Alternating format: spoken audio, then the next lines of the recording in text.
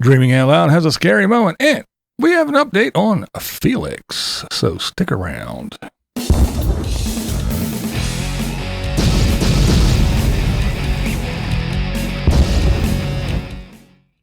This is Wednesday. Hello. What's up, blind viewers? How is everybody doing today? Well, let's see what we got going on here. Let's start with Felix. That's right. Felix, he has an update. He has gone to Phoenix for his chemo. Now, it was supposed to start his treatment, but it got pushed back some. So I was supposed to get my treatments today, starting chemo, but they haven't called me for the pit line. So they postponed my treatment for next week, Tuesday. So I'm supposed to receive a phone call this week. So I'm going to get that pit line. I think they put something here on your main artery or something. That's right. The port. It's a little port, so they can just, they don't have to stick you all the time. They just put that port in, and then they can just give you your medicine. But yeah, so there you go. Here's a little update for Felix. Everything is A-okay. He is staying in a pretty nice fifth wheel while he is doing his treatment. Pretty nice place. So if you want to go check that out and see the rest of his video and hear the update straight from him, go ahead, go over there and check out Felix, a big dog RVer, and go over there and show him some love, give him some well wishes. All right, now we have Mindy. That's right, Mindy from Ninth Element. She is living in a van down by the river. Living van life down by the river, underneath the bridge. Not really. Today, we're on a boat. It's boat life. Boat life. Oh, yeah. Good old Mindy. She's a trip. What can you say? What can you say? Yeah. So Mindy, she's hanging out on the Oregon coast. She's out exploring and spending some time on the boat, as you can see. But yeah, having a good time. Pretty cool video. She's out and about. Nice scenic stuff up there on Oregon. And yeah, the boat life. Yeah. What do you think? She gonna sell the Element and move on to a boat? I know. I watch Gone with the Winds. I watched them since way back. The wife really likes them. She keeps up with them. Watches every Sunday. But yeah, we watched them back when they were living in the RV and doing all that good stuff. And we watched them do their transition. And let me tell you, that boat life stuff, woo! It definitely is not the free, cheap, and easy life. You think fuel and everything for an RV? Oh man, them guys are paying through the nose for everything. I mean, port costs and everything. And when they had the cats, it was worse, man. But yeah, every time you go someplace, you got to go in and do this and do that and pay for this and give the papers and fill this out and pay for that and pay for that.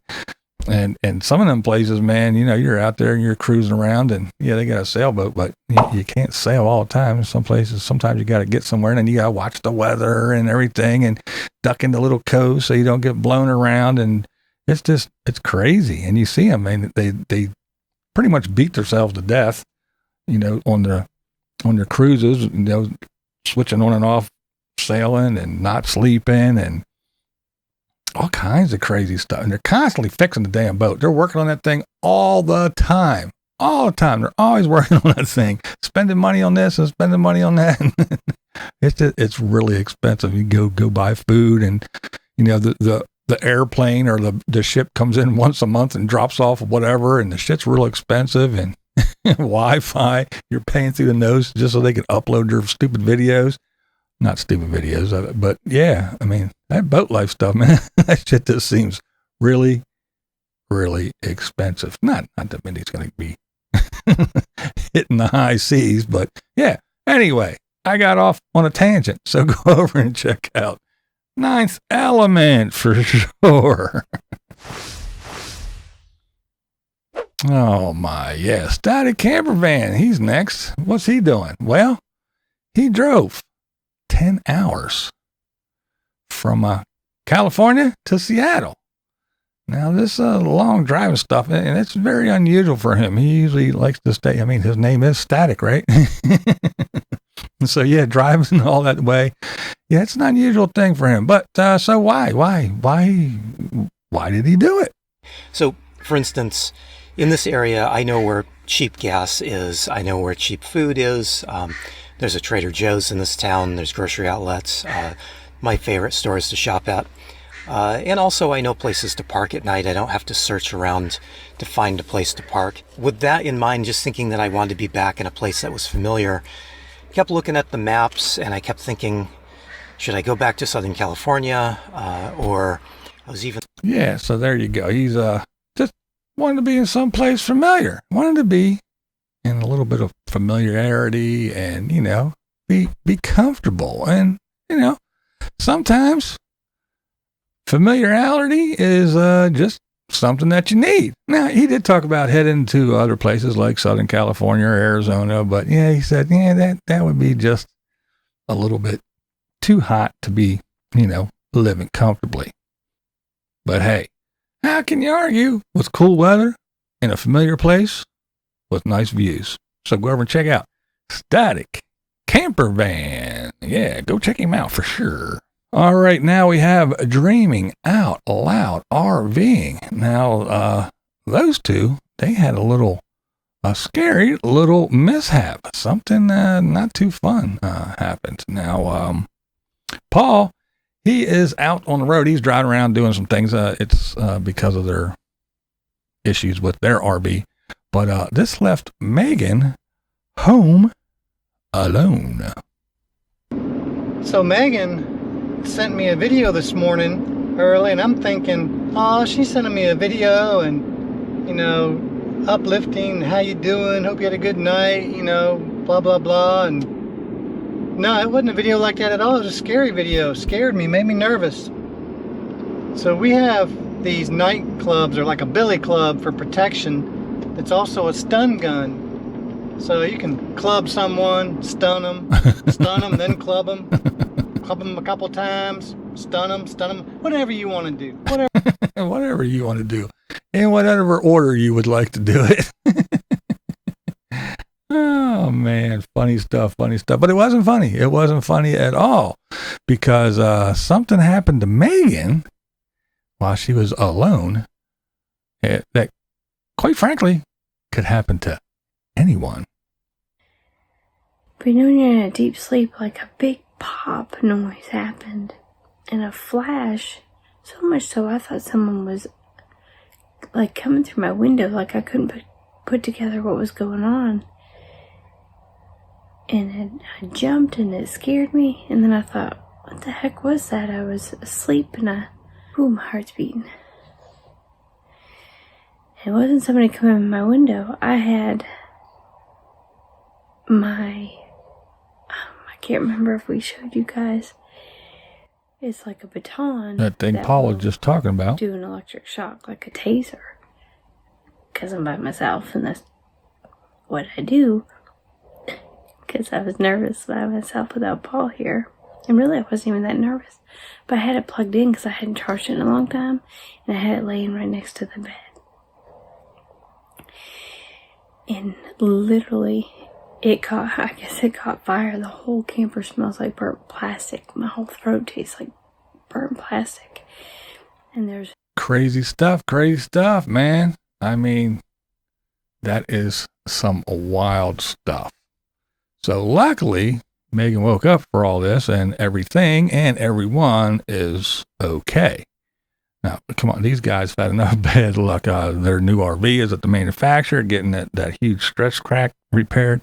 I mean, they don't need anything else. I mean, being without their RV, I mean, that interrupted their lives enough. They definitely didn't need a fire. Now, you could see and hear just how upsetting that was to somebody. So, yeah, I mean, again, luckily, everything is okay. And, of course, I will be leaving links to all the videos that I'm talking about below, so you can go check them out for yourself. So that little mishap, I mean, this is something that it could happen to anybody. It doesn't matter if you're living in an RV, a house, or wherever.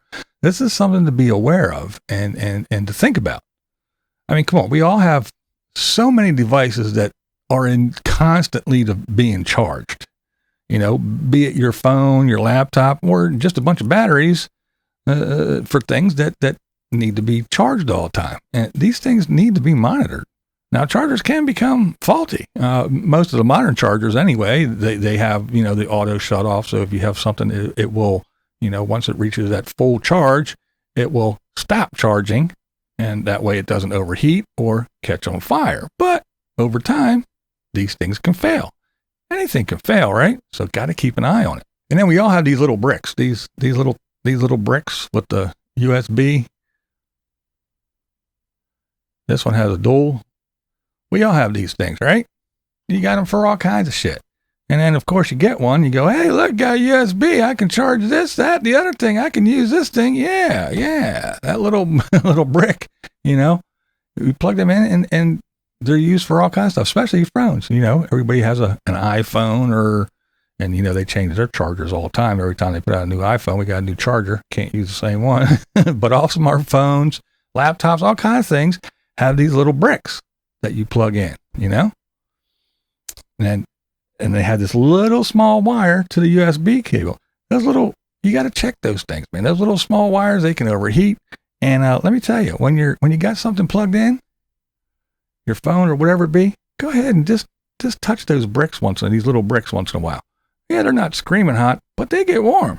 So yeah, keep an eye on these things. You know, check them out. Just make sure there's like no scorch marks on them, and you know, check wires.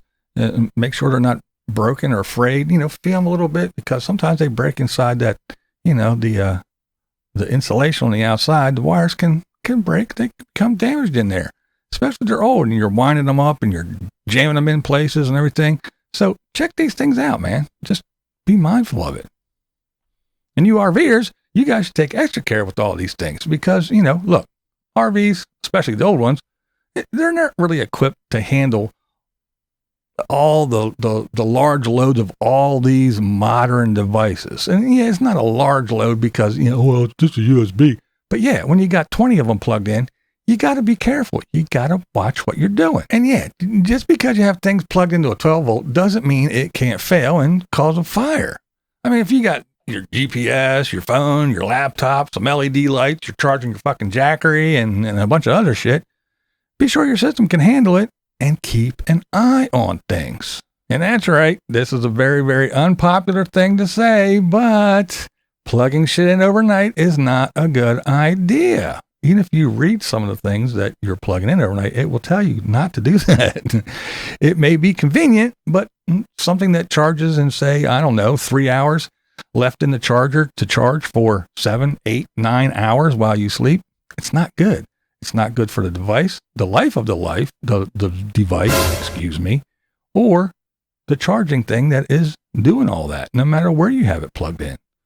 And that goes for if you're going to be gone for the day, you know, you parked your RV, or, you know, if you're in your house and you're going to, oh, let me just plug this in and let it charge while I'm out for 8, 9, 10 hours. I'll be back later and nothing will happen. Well, you could come back to a pile of ashes. All right. Enough of the lecture from Fire Marshal Bill. It's just one of them. You know, don't be paranoid, but it's just once in a while you have something that you've been using for, you know, 5, 6 years or whatever. Check it out. Just look at it and make sure it's not all fucked up and all burnt up or anything. Just check things out, and don't leave things unattended that you really shouldn't be relying on to, you know, not start a fire. That's all. That's all. All right. Let's move along. All right. Let's see. What are we going to talk about now? All right. Let's end on a happier note. Chrome. That's right. It was his birthday. He spent the day with Emmy in Quebec. Feels like you're completely like in Europe or somewhere crazy. I wish Canada kept this charm. Wasn't like Quebec like one of the first cities? Yes. Right? And like, how did the rest of Canada lose this?